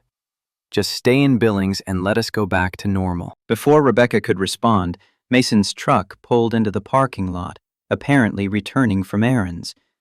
He saw Rebecca's car, saw Lily beside it, and his expression cycled through surprise, wariness, and resignation as he parked and climbed out. "Lily, why don't you ride over to the park? I'll meet you there in a few minutes." "But Dad..." "Now, please." The firmness in his tone sent Lily pedaling away with a backward glance that promised she'd demand details later. Mason approached Rebecca's car with his hands shoved in his pockets, the defensive gesture she'd come to recognize. "You didn't have to come back." "I wanted to." "How'd the meeting go?" "Fine." They were bluffing mostly, just wanted attention. "I restructured some things so I can be in Billings 2 days a week instead of full remote." "So you're staying? In Cedarville?" "I'm trying, if you'll let me." Mason looked down at the pavement, his jaw working like he was chewing words he didn't want to say. "Rebecca, I can't do this. The back and forth, the uncertainty. Lily asked me this morning if you were her friend or just visiting, and I didn't know how to answer. Because I don't know. I don't know what this is or what you want it to be. I want a chance to see if what we had 15 years ago can grow into something real now. To be part of your life and Lily's, if you'll let me." "And when the next crisis hits? When your board demands something, or a client threatens to leave, or you wake up one day and realize small-town life isn't the escape you thought it would be." His voice carried the kind of exhaustion that came from being disappointed too many times. "Then we'll deal with it together, like partners, like people who care about each other. We barely know each other. You keep saying that like it's not true, but it is. 2 weeks, Rebecca. We've spent 2 weeks together in 15 years.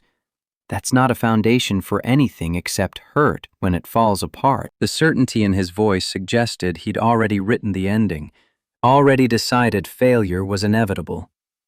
Rebecca felt her own frustration rising, fed by 3 days of doubt and his stubborn refusal to see possibility. "So what, you're just going to hide?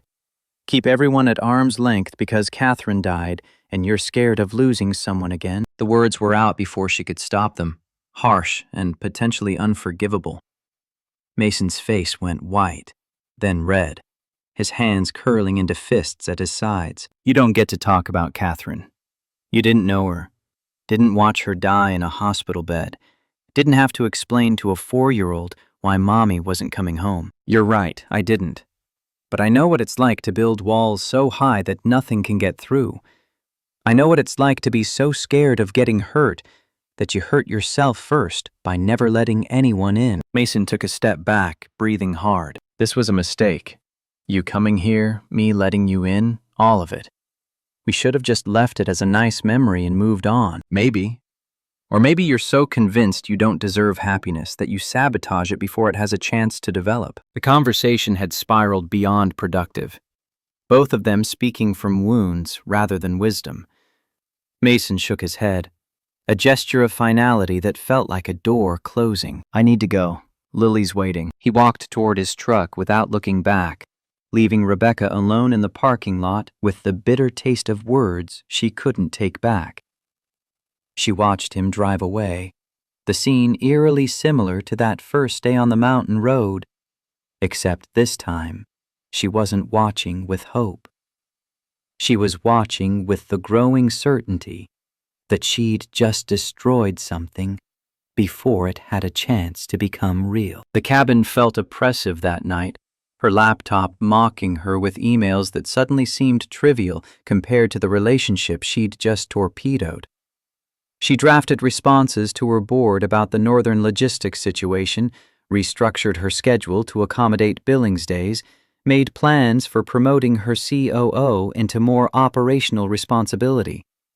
The work was familiar, comforting in its concrete challenges after the messy uncertainty of emotions she didn't know how to navigate. Sunday brought rain, the kind that drummed against the cabin roof with relentless persistence. Rebecca worked through conference calls and strategic planning, burying herself in the empire she'd built as refuge from the wreckage she'd created. By Monday, she'd convinced herself that Mason was right. They'd been chasing ghosts, trying to resurrect something that had never really existed beyond one meaningful night and a lot of wishful thinking. Monday afternoon, her phone rang with a number she didn't recognize. She almost didn't answer, expecting a sales call or wrong number. Lily's voice on the other end stopped her breath. Rebecca, it's Lily. Can you come pick me up? The tremor beneath the words triggered immediate alarm. Lily, where are you? Where's your dad? I'm at The fear in the girl's voice cut through everything else. Rebecca was already grabbing her keys, heading for the door. I'll be there in 10 minutes. Where's the field? Lily gave directions in a voice trying hard to stay steady, and Rebecca broke every speed limit getting there. The soccer field sat behind the elementary school, mostly empty now except for one small figure sitting on a bench with a backpack beside her. Mrs. Anderson's minivan was pulling away as Rebecca arrived, the woman waving apologetically through her window. Lily stood as Rebecca approached, her face a mixture of relief and residual fear. Without thinking, Rebecca knelt and pulled the girl into a hug, feeling small arms wrap around her neck with surprising strength. I called Dad first, but he didn't answer. And then I tried the shop, but Rosa said he was on a tow call. And I remembered your number from when you gave Dad your card. You did exactly right. I'm here now. They drove to Lily's house in silence, the girl directing Rebecca through turns she didn't need explained. When they pulled into the driveway, Lily finally spoke again. Are you and Dad fighting? He's been sad since Saturday. The direct question deserved an honest answer. We had a disagreement about whether I should stay or go back to Billings. Do you want to stay? Yes, but I don't think your dad wants me to. Lily unbuckled her seatbelt, her expression serious beyond her years. Dad wants you to stay. He's just scared you'll leave like everyone else, like his mom and like my mom and like everyone who matters. The insight from an 8-year-old carried more wisdom than Rebecca had managed in days of overthinking. Before she could respond, Mason's truck pulled into the driveway, his face cycling through confusion and concern when he saw Rebecca's car. Lily jumped out, running to her father with explanations tumbling over each other about practice and Mrs. Anderson and calling Rebecca. Mason listened, his eyes finding Rebecca's over his daughter's head with an expression she couldn't read. Thank you for picking her up. I had a breakdown on Highway 90, took longer than expected. It's fine. I'm glad she called. Lily tugged on Mason's sleeve with the impatience of someone with important information. Dad, can Rebecca stay for dinner? Please? She saved me from being stuck at school. Mason hesitated, clearly torn between gratitude and whatever boundaries he'd tried to establish Saturday. I'm sure Rebecca has things. I don't. I'd like to stay if that's okay. The permission came out more vulnerable than she'd intended, revealing how much she wanted this olive branch. Mason studied her face, searching for something, then nodded slowly. Okay, but I'm warning you. I'm making spaghetti, and my cooking is nothing fancy. I don't need fancy. Dinner was awkward at first. Conversation stilted around the elephant neither adult wanted to address in front of Lily. But the girl filled silences with chatter about soccer practice and a book report due Thursday, her presence forcing them into a simulacrum of normalcy that gradually felt less forced. Rebecca helped with dishes while Lily started homework at the kitchen table, and in the mundane domesticity of soap and warm water, some of the tension from Saturday began to dissolve. After Lily went to brush her teeth, Mason finally addressed what had been hanging between them. I'm sorry for what I said Saturday, about it being a mistake. I'm sorry, too, for bringing up Catherine like that. It was cruel, and I had no right. They stood in his small kitchen, the space between them feeling both vast and negligible. The thing is, you weren't entirely wrong. I am scared. Terrified, actually. Because I'm falling for you, and I don't know what to do with that. The confession stopped her heart, restarted it with a rhythm that felt dangerously like hope. I'm falling for you too. Have been since that first day on the mountain road. Maybe before. Maybe for 15 years. But I don't know how to do this. How to be the person who fits in your life. Maybe neither of us knows. Maybe that's where we start. Two people who are scared, but willing to try anyway. Lily's voice called from upstairs, asking for help with a tangle in her hair. Mason looked toward the stairs, then back at Rebecca. Stay. After I get her to bed. We should talk. Really talk. About what this could look like if we're both brave enough. Rebecca nodded, not trusting her voice. She waited while he went upstairs, listening to the sounds of bedtime routines filtering down, water running, Lily's protests about brushing thoroughly, Mason's patient reminders. The ordinary soundtrack of family life that she'd never been part of, but desperately wanted to learn. When he came back down, they moved to the porch where this conversation had started 2 weeks ago. The rain had stopped, leaving the air clean and cool, stars visible between breaking clouds. I spoke with my board Friday. I'm restructuring so I can work mostly remote, billings 2 days a week. It'll mean stepping back from some operational control, promoting my COO to handle day-to-day while I focus on strategy.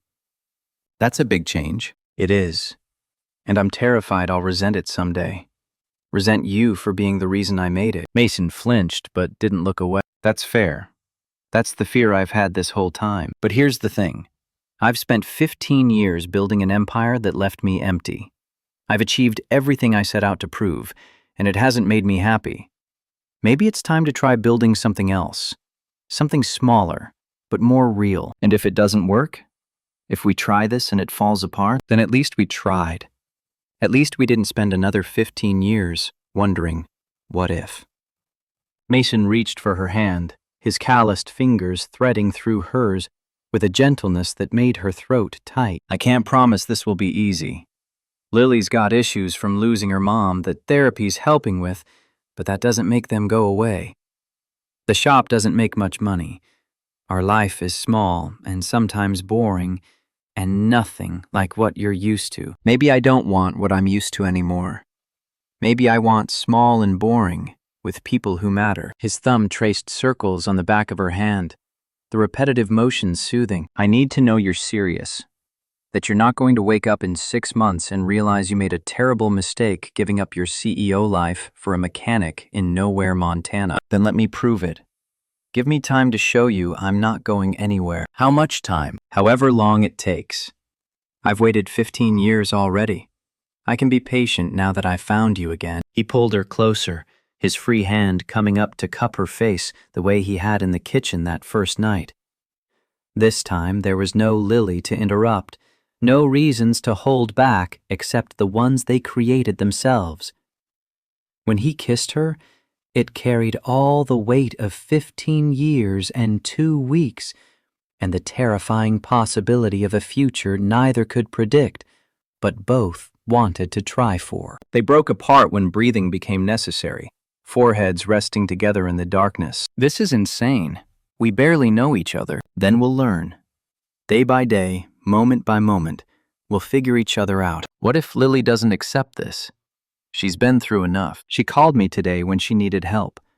She's already accepting it more than you realize. Mason pulled back enough to see her face in the dim porch light. Okay, we try this. Slow, because of Lily. But we try. Slow works for me. They sat on that porch until midnight, talking about logistics and fears and hopes, with the honesty of people who'd already hurt each other and survived it. Rebecca would keep her cabin for now, maintaining some independence while they figured out what this relationship looked like. Mason would work on trusting that she wouldn't disappear at the first sign of difficulty. Lily would be included in decisions that affected her, because she'd lost enough without also losing agency in her own life. When Rebecca finally drove back to her cabin, the future still terrified her. But for the first time in 15 years, the fear came packaged with hope instead of emptiness. She'd made the leap. Now she just had to pray she'd land somewhere soft, instead of shattering on impact. The next 3 months unfolded with a rhythm that felt simultaneously natural and impossible. Rebecca restructured Morgan Industries around her absence, promoting Patricia Chen to CEO while she shifted into the executive chair role. The board accepted the change with surprising grace, perhaps recognizing that a partially present founder was better than one who'd burned out completely. She spent Mondays and Tuesdays in Billings, the rest of the week in Cedarville, and the transition carved her life into distinct halves that didn't quite fit together yet. Lily tested boundaries with scientific precision, asking questions designed to expose inconsistencies. If Rebecca said she'd be at soccer practice Thursday, Lily watched to see if she actually showed. If she promised to help with a science project, Lily waited to see if work would suddenly take priority. Each kept promise earned a fraction more trust, but the girl never fully relaxed, never stopped cataloging exits and preparing for eventual abandonment. Mason navigated the space between them with careful deliberation, affectionate but cautious, always aware of his daughter watching their every interaction. They ate dinners together when Rebecca was in town, mundane evenings of homework help and dishwashing that felt more intimate than any corporate gala she'd attended. He kissed her goodnight on the porch, but never asked her to stay over, maintaining boundaries that Lily needed even if they chafed against the urgency building between them. December brought the first real crisis, arriving in the form of Lily's school counselor requesting a meeting. Rebecca had been in Billings when Mason called, his voice tight with stress that immediately triggered her protective instincts. Lily punched another girl at recess, drew blood from her nose. The school's talking suspension. The words didn't match the thoughtful child Rebecca had been getting to know, the one who solved math problems with methodical care and worried about injured birds. What happened? What did the other girl do? That's the thing. Lily won't say. She just shut down completely when they asked. Rebecca caught the next flight back, arriving at Mason's house by evening to find him pacing the kitchen while Lily sat at the table with her arms crossed, face set in stubborn silence. The girl looked up when Rebecca entered, surprise flickering across her features before the walls slammed back into place. You came back early. Of course I did. Your dad said you needed me. Something shifted in Lily's expression, a crack in the armor she'd been maintaining. Mason gestured toward the living room, giving them space while making clear he was available if needed. Rebecca pulled out a chair, sitting across from Lily with careful neutrality. Want to tell me what happened? Silence stretched between them, Lily picking at a loose thread on her sleeve with focused intensity. Rebecca waited, employing the patience she'd learned in boardroom negotiations, when silence revealed more than questions. Finally, Lily spoke, her voice barely above a whisper. Ashley said Mom died because of me. Said if I'd never been born, Mom wouldn't have been driving to pick me up that day, and she'd still be alive. The words hit like a physical blow, explaining everything. Rebecca's hands clenched under the table, fury at a child cruel enough to weaponize another's trauma, mixing with heartbreak for Lily carrying this weight. That's why you hit her. She kept saying it, over and over, that it was my fault, that Dad would be happier if I'd died instead. Lily's voice broke on the last word, tears finally spilling over barriers she'd been maintaining. Rebecca moved around the table without thinking, pulling the girl into her arms the way she wished someone had held her when she was young and hurting. Listen to me. Your mom's death was not your fault. It was an accident, a terrible, unfair accident that had nothing to do with you being born or needing to be picked up from school. But if you hadn't existed, your mom and dad wouldn't have had you, which means they'd have missed out on this amazing, brilliant, fierce girl who makes their lives better every single day. Lily clung tighter, her small body shaking with sobs she'd apparently been holding back since the incident. Rebecca held her through it, making soothing sounds she didn't know she possessed, drawing on instincts she hadn't realized existed until faced with this child's raw pain. Mason appeared in the doorway, his face crumpling when he saw his daughter finally breaking down. He crossed to them in 2 strides, wrapping both of them in his arms so they became a unit of shared grief and comfort. They stayed like that until Lily's sobs subsided into hiccups, until she pulled back with red eyes and a runny nose. I'm sorry I hit her. I know violence isn't the answer. Her voice carried the rote quality of a lesson learned, but not quite believed. Mason brushed hair from her face with infinite gentleness. Violence isn't the answer, but I understand why you did it, and we'll work through the consequences together. The school agreed to reduce Lily's suspension from 3 days to 1 after Mason explained the circumstances, with the condition that she attend counseling sessions. Rebecca offered to adjust her schedule to be there for the appointment, earning another crack in Lily's defensive walls when the girl reached for her hand in the waiting room. The counselor, a woman in her 50s with kind eyes and credentials framed on every wall, spoke with Lily privately before inviting the adults in. Her assessment was both reassuring and concerning. Lily's been carrying tremendous guilt about her mother's death.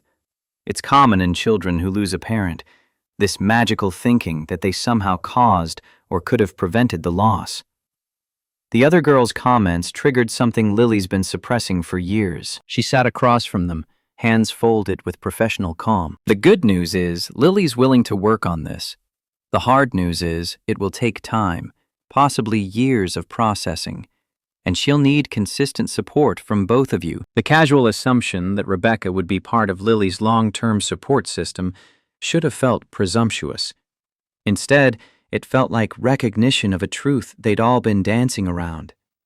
Rebecca was in this now, committed in ways that went beyond romance with Mason into the messier territory of helping raise a traumatized child. Driving home from the session, Lily spoke from the back seat with unusual directness. Are you going to marry Dad? The question froze both adults, Mason's hands tightening on the wheel while Rebecca's breath caught.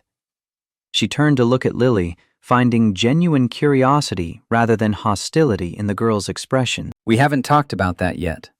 Why do you ask? Because if you're going to be around for years like the counselor said, it seems like you should probably make it official. Otherwise, you might leave and then I'd be sad, and Dad would be sad, and it would be worse than if you'd never come at all. The 8-year-old logic carried painful wisdom, acknowledging both hope and fear in equal measure. Mason pulled into the driveway, turning to face his daughter with careful honesty. Rebecca and I are committed to each other. We're taking things slow because we want to make sure we do this right, for all of us. Marriage isn't something to rush into. But you love her, right? The directness of children allowed no evasion. Mason's eyes found Rebecca's, something vulnerable and certain in his gaze. Yes, I love her. And you love Dad? And me? Lily's addition of herself to the equation revealed the real question underneath. Rebecca unbuckled her seatbelt, turning fully to meet the girl's eyes. I love you both. More than I knew I could love anyone. Then you should get married. That's what people do when they love each other and want to stay together forever. The simplicity of it cut through all the complications they'd been navigating. Lily climbed out of the car and headed inside, apparently satisfied now that she'd stated her position. Mason and Rebecca remained in the vehicle, the heater running, while Montana winter darkness fell around them. Well, that was subtle. His attempt at humor fell flat against the weight of what had just happened. Rebecca reached for his hand, threading their fingers together. She's not wrong, though. If we're doing this, really doing this, maybe we should stop hedging our bets. You want to get married? After 3 months? I want a commitment that matches what I'm feeling. I want Lily to stop waiting for me to leave. I want to build a life with you instead of maintaining this weird limbo where I'm half in Billings and half here. Mason was quiet for a long moment, his thumb tracing patterns on her palm. I don't have much to offer. A mortgaged house and a shop that does okay but won't make anyone rich. My life is... Your life is real. It's grounded in things that matter. I've had wealth and success, and none of it filled the hole your life fills. If we do this, there's no going back. Lily needs stability, not another person who tries and then gives up. I'm not giving up. I'm all in, Mason. Completely, terrifyingly, all in. He pulled her close across the center console, kissing her with an intensity that had been building through 3 months of careful boundaries. When they broke apart, his forehead rested against hers. I want to do this right. Want to give you something better than a proposal in my driveway after a counseling session. I don't need better. I just need you. Still, let me plan something. Give me a week. That week stretched into 2, as Mason worked on whatever he was planning with the secretiveness of someone who took proposals seriously. Rebecca caught him having whispered conversations with Rosa at the shop, saw mysterious packages arriving at the house that Lily smuggled upstairs with conspiratorial glee. The anticipation built with delicious tension, made sweeter by knowing what was coming even without specifics. The surprise arrived on a Saturday morning when Mason announced they were taking a drive. Lily had been deposited with Rosa for a sleepover, giving them rare time alone. Rebecca expected romance, maybe a scenic overlook or the restaurant in Billings they'd talked about trying. Instead, Mason drove them back to the mountain road where they'd first reconnected, pulling into the same gravel turnout where her Mercedes had died months ago. Why are we here? Because this is where it started. Where you came back into my life and turned everything upside down in the best possible way. He killed the engine, the December cold seeping in immediately. Mason reached into the truck bed, pulling out a heavy blanket and a thermos that promised hot coffee. They walked to the edge where the mountain dropped away into valley views, spreading the blanket on a relatively flat outcrop. Sitting there with coffee warming her hands and Mason's arm around her shoulders, Rebecca felt the rightness of the location settle into her bones. This spot had been a crisis that became a turning point. Mechanical failure that led to finding what she'd been missing for 15 years. I made you something. Mason pulled a small wooden box from his jacket pocket, handcrafted with joints so precise they were nearly invisible. The wood had been oiled to a warm glow, simple and beautiful in its functionality. Inside, nestled on velvet he'd probably bought at a craft store, sat a ring. Not diamond, because Rebecca had never cared about diamonds. Instead, a band of titanium with an intricate pattern etched around the circumference, gears and pistons rendered in miniature, a mechanic's art translated into jewelry. I made it in the shop. Took me about 40 hours, spread over 2 weeks. The pattern is based on the engine of a 1969 Mustang, because that was the first car I ever fully rebuilt with my dad. Rebecca lifted the ring with trembling fingers. seeing the care in every detail, the hours of work that represented more value than any store-bought stone. It's perfect. Mason took it from her, holding it poised at the tip of her ring finger. Rebecca Morgan. You walked back into my life when I'd convinced myself I was fine being alone.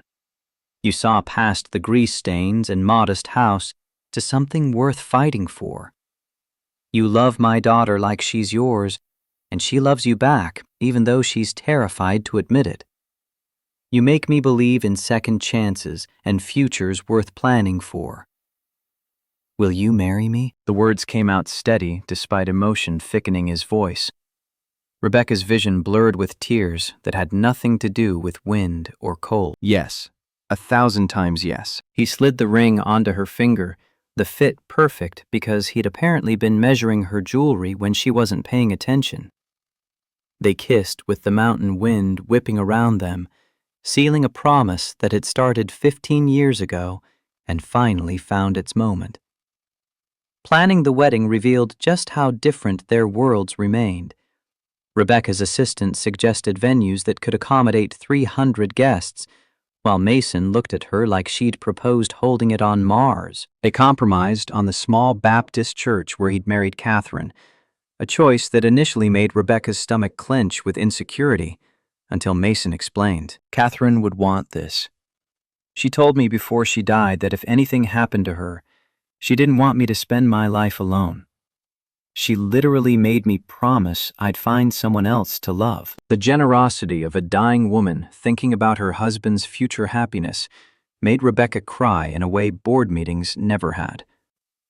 They kept the guest list to 75, mixing Cedarville locals with Billings executives in what promised to be either a beautiful fusion or spectacular disaster. Lily threw herself into planning with enthusiasm that bordered on obsession, sketching dress designs and debating flower arrangements with the seriousness of a child who'd never been to a wedding and wanted this one to be perfect.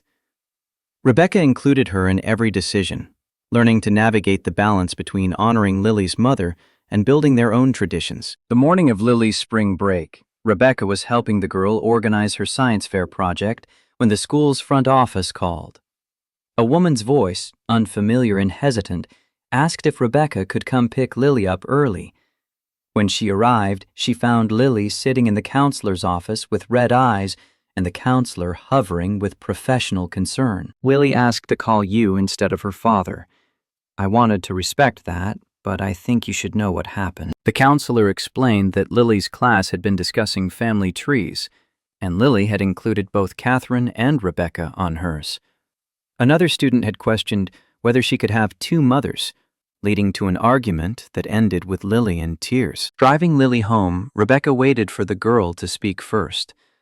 Finally, in a voice small and uncertain, Lily broke the silence. Is it okay to have two moms? Like, am I betraying Mom Catherine by loving you too? The question Rebecca had been waiting for, dreading and hoping for in equal measure. Your mom Catherine will always be your mom. Nothing changes that. Not me marrying your dad, or you calling me mom, or anything else. Love isn't a pie where giving someone a slice means less for someone else. It's more like a fire. The more you share it, the bigger it grows. She pulled into the driveway, turning to face Lily directly. Your heart is big enough for both of us. And I promise, I'm not trying to replace your mom. I'm just trying to be someone else who loves you and your dad with everything I have. Lily unbuckled her seatbelt, then launched herself across the console into Rebecca's arms. Can I call you Mom Rebecca? So there's Mom Catherine in heaven and Mom Rebecca here with me? The honor of it, the trust required for Lily to offer that title, broke something open in Rebecca's chest. I would love that, more than almost anything. Almost? Well, I'd love it even more if we went inside and made those brownies we've been talking about. Lily pulled back, grinning through residual tears. The ones with the peanut butter swirl? Those exact ones. They spent the afternoon covered in flour and chocolate, making a mess of Mason's kitchen while debating the merits of various scientific theories. When Mason came home to find them laughing over burned edges and arguing about whether to save him any, The look on his face suggested he'd found them exactly as he'd hoped. That night, after Lily was in bed, he pulled Rebecca onto the porch, where so many of their important conversations had happened. "She called you Mom today. At dinner.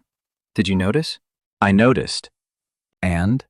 And it felt like the most natural thing in the world. Mason pulled her close, his chin resting on top of her head. "You know this means you're stuck with us, right? No backing out now that you've been officially promoted to mom status." "Wouldn't dream of it." They stood like that, wrapped in each other and the cool April evening, until the distant sound of Lily calling for water sent Mason inside with a kiss and a promise to return. Rebecca waited on the porch, looking out at the small yard where Lily's soccer ball sat abandoned and Mason's truck gleamed under the streetlight, and felt a contentment she'd never achieved through any business success. The week before the wedding, Catherine's mother Margaret requested a meeting. Rebecca drove to her house in Missoula with Mason beside her for support, nervous about facing the woman whose daughter she was in some ways replacing. Margaret greeted them at the door of a modest craftsman filled with photos of Catherine at every age, a shrine to a life cut short. Over tea that Rebecca barely touched, Margaret studied her with assessing eyes that missed nothing. "Lily talks about you constantly. Mom Rebecca this, Mom Rebecca that. It's been both wonderful and heartbreaking to hear. I never wanted to erase Catherine's memory. I've tried so hard to honor." Margaret held up a hand, stopping her. "I know. I can see it in how you talk about her, how you've made sure Lily remembers. But I need to tell you something, and it's important you hear it." She pulled out a letter, the paper creased from repeated reading. Catherine wrote this a week before she died. She knew the cancer was winning, and she wanted to leave instructions for Mason about moving on. She was very specific. Margaret handed the letter to Rebecca, who took it with trembling hands. Catherine's handwriting was neat despite illness, her words carrying the clarity of someone who'd thought deeply about what mattered. The letter spoke directly to the situation they now faced, Catherine's voice reaching from beyond death with startling prescience. She wrote about Mason deserving love again, about Lily needing a mother figure who would cherish rather than compete with memories. She wrote about hoping whoever came next would be strong enough to honor the past while building a future. The final paragraph hit Rebecca like a blow to the chest. "If you're reading this, unknown woman who loves my husband and daughter, please know you have my blessing. Love them fiercely. Protect Lily's memories of me while making new ones with her. And tell Mason it's okay to let go of guilt and hold on to joy." Rebecca's tears fell onto the paper, smudging ink that had already been stained by Margaret's grief. Margaret took the letter back gently, her own eyes wet. "Catherine would have liked you. She valued strength and intelligence and people who did what needed doing without complaint. You're exactly the kind of woman she'd choose for Mason." "I don't know what to say." "Say you'll take care of them. Say you'll love them even when it's hard. Say you'll stick around through the messy parts. I promise. All of that and more." Margaret nodded, satisfied. "Then you have my blessing too. And I have something for you." She disappeared upstairs, returning with a garment bag. Inside, carefully preserved in archival plastic, was a wedding veil of delicate lace that had clearly been loved and cherished. This was Catherine's veil, and her mother's before her. "I want you to wear it when you marry Mason." The offer should have felt macabre, but instead it felt like acceptance, like being welcomed into a family that extended beyond death. Rebecca accepted with reverence, understanding the trust being placed in her. "There's one more thing." Margaret handed over a sealed envelope addressed to Lily in Catherine's handwriting. Catherine wrote this for Lily's wedding day, whenever that might be. She asked me to give it to whoever Lily considered her mother when the time came. I think that's you now. The responsibility of it, the trust required to hold this final message from Catherine to her daughter, made Rebecca's hands shake. Margaret gripped her shoulders with surprising strength. "You're doing beautifully. Both of you are. Don't let anyone tell you otherwise." The wedding day arrived, with Montana spring weather that couldn't decide between sunshine and storms. Rebecca woke in her cabin for the last time, boxes already packed for the move into Mason's house that would become theirs.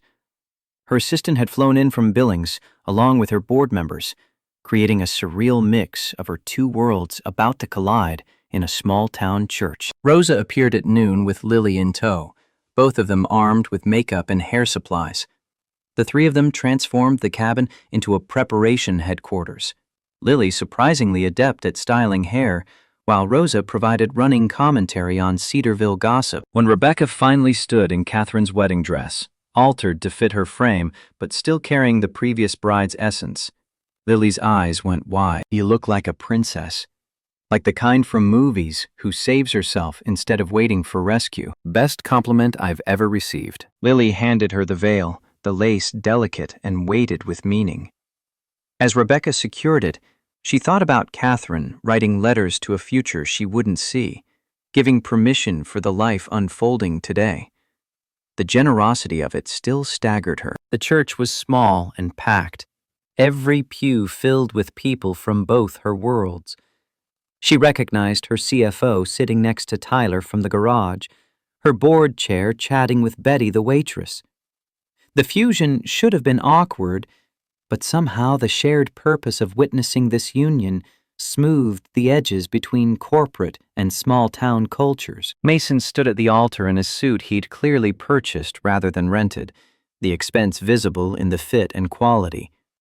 His eyes found hers as she appeared at the church entrance, and the emotion that crossed his face made every doubt and fear worth enduring. Lily walked ahead of her, scattering rose petals with solemn concentration.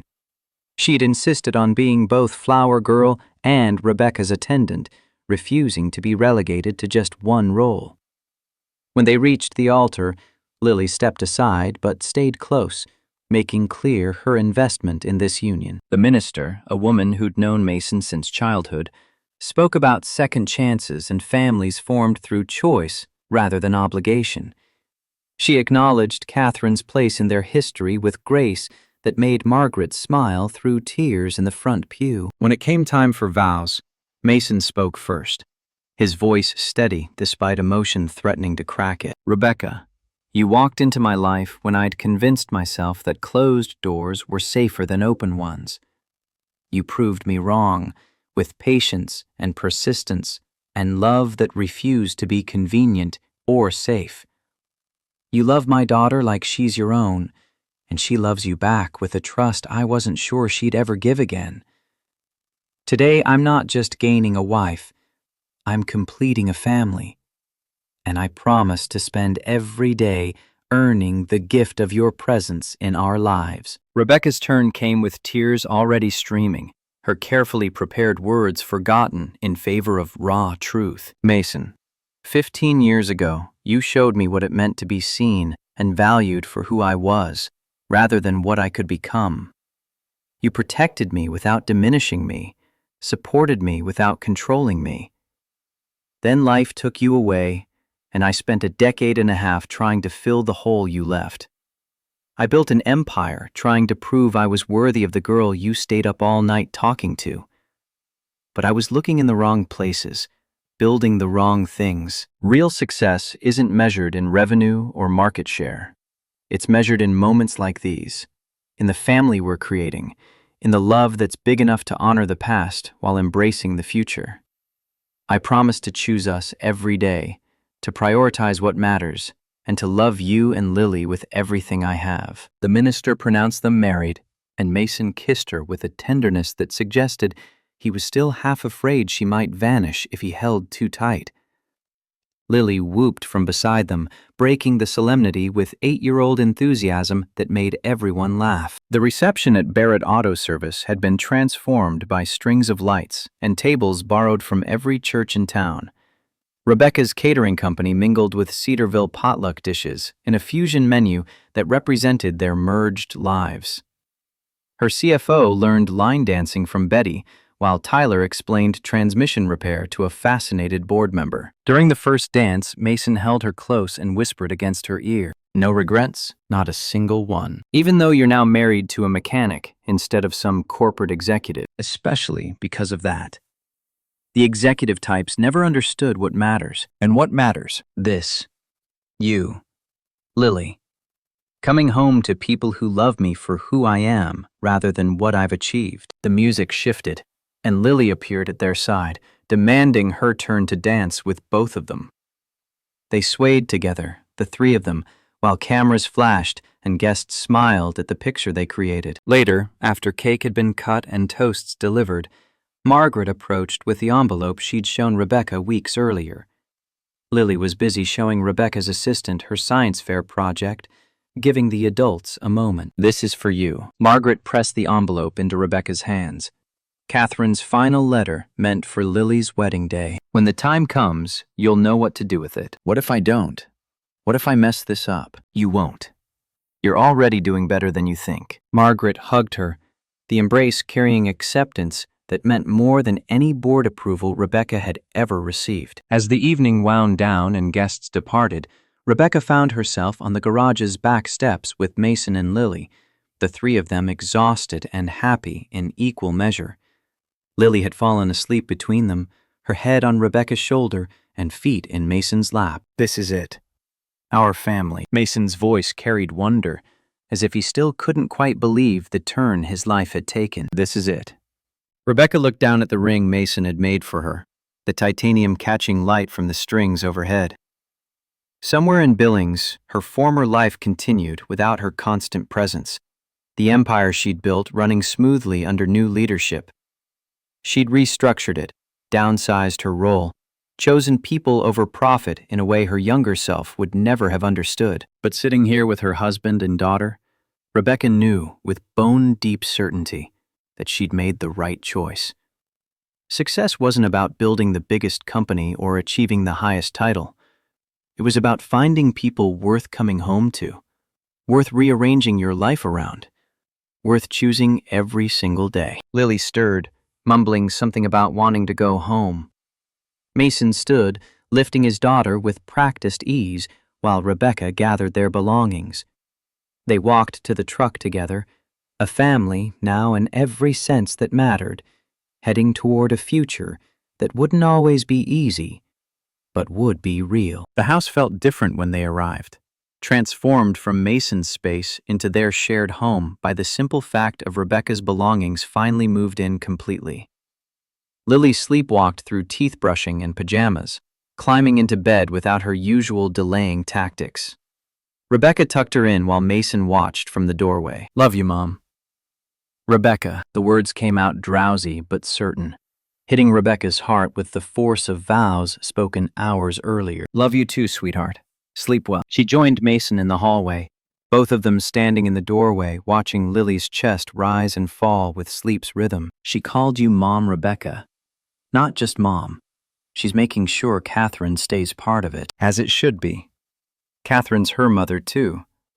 Nothing about me being here changes that." Mason pulled her close, his arms wrapping around her waist from behind. "How did I get so lucky? To have loved Catherine and now get to love you too? To have a daughter who's big enough to make room for both. Maybe luck has nothing to do with it. Maybe this is what happens when people are brave enough to try again." They stood like that until the house settled into nighttime quiet, then retreated to their bedroom. The space had been Mason's for years, but Rebecca's presence had gradually transformed it into theirs. Her books on the nightstand, her clothes in the closet, her life intertwined with his in ways that felt both new and ancient. Making love that night carried different weight than before, sanctified by vows and witnessed commitment. Afterward, tangled in sheets and each other, Mason traced patterns on her shoulder. "I keep thinking about what Lily said months ago, that if we loved each other, we should make it official. She was right. Kids see things more clearly than adults sometimes. She sees what matters. We spend so much time overcomplicating things that should be simple, like the fact that I love you and you love me, and we want to build a life together." Exactly like that. Rebecca drifted toward sleep, wrapped in warmth and safety.